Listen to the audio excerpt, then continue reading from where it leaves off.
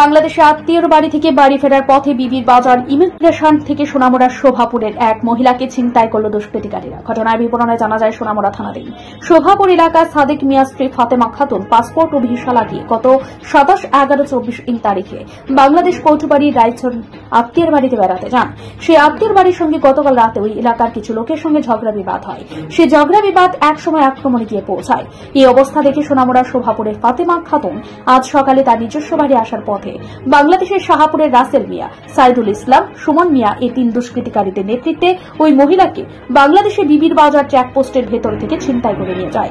অথচ ওই সময়ই বাংলাদেশের বিজিবি কাস্টমস পুলিশ উপস্থিত থাকার পরেও দুষ্কৃতিকারীরা তাকে ছিনতাই করে।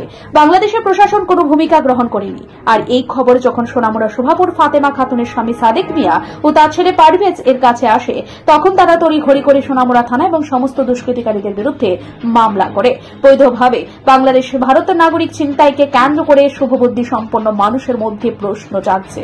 পাসপোর্ট ভিসা লাগিয়ে ভারতের নাগরিক বাংলাদেশে যাওয়ার পরও কোনো নিরাপত্তা নেই। আমার বাড়ি শোভাপুরে, সোনামুড়া থানা।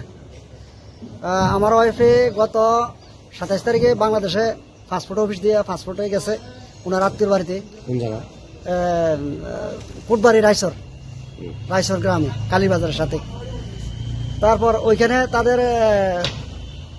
তাদের মধ্যে বাংলাদেশের লোকেরাই ওনাদের দুই পার্টি মিলে ঝগড়া হয়েছে। এখন আসার পথে আমার ওয়াইফকে ইমিগ্রেশন অফিস থেকে বাংলাদেশের প্রশাসনের সামনে থেকে উঠে নিয়ে গেছে। বাংলাদেশ ইমিগ্রেশন অফিস থেকে উঠে নিয়ে গেছে। এখন প্রশাসন ছিল সেখানে সীমন্তপুর ইমিগ্রেশন দিয়া বিবির বাজার ইমিগ্রেশনে। এখন কোন প্রশাসনে কিছু ভূমিকা নেয়। এখন যে সময় নেয় ওই সময় আমাকে বলছিল যে আমাকে উঠে নিয়ে যেতেছে এখান থেকে 10-12 জন লোকে। তারপর এরপর থেকে আর এ পর্যন্ত আমার কোনো কথাবার্তা হইতেছে না, ভাইয়ের সাথে কোনো যোগাযোগ নাই। আমি এই কারণে আমি থানায় আইছি। এবার আমাদের প্রশাসনের কাছে আমি ওনার জন্য ফেরত পাওয়ার জন্য আমি দরখাস্ত করব বা কেস করছি বা করব। শোভাপুর মুগ্গারপাড়। আমার মায়ের নাম ফাতেমা খাতুন, বাবার নাম সাদেক মিয়া। গত বুধবারে 27 তারিখে আমার মা বাংলাদেশে গেছে আত্মীয়র বাড়িতে।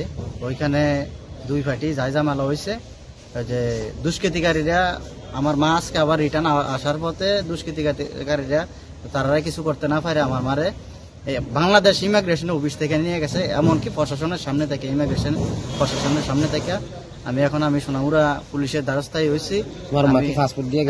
হ্যাঁ, পাসপোর্ট দিয়া লিগেল ভাবে গেছে, ইমিগ্রেশন অফিস থেকে নিয়ে গেছে আমার মারে। আমরা খবর পাইছি, আমরা ফোন দিছে। ফোন দেওয়ার পরে 10-15 মিনিট পরে থেকে আবার নেট বন্ধ, সম্ভবত মোবাইলটা নিয়ে গেছে। এর লাগে আর কথাবার্তা হইতেছে না, এখন অব্দি কোনো যোগাযোগ হইতেছে না। 8টার সময় কথা কইছি, সকাল 8টার দিকে। তখন আজকে আমরা সোনামুড়া থানার সামনে দ্বারস্থায় হয়েছি, স্যারের কাছে আইছি। এখন দেখা যাক প্রশাসনে কতটুকু কি করে। আমরা সোনামুড়া প্রশাসনের কাছে এটা বিচার চাই, আমার মারে আমি ফিরে চাই। আপনি কি খুঁজছেন বিশুদ্ধ পানীয় জল? তাহলে আজই বেছে নিতে হবে অত্যাধুনিক প্রযুক্তি ও পরীক্ষা নিরীক্ষার মাধ্যমে প্রস্তুতকারী পানীয় জল একমি। বিশুদ্ধ জলে সুস্থ জীবনের মূল চাবিকাঠি। Acme packaged drinking water. Bureau report, news Tripura 24।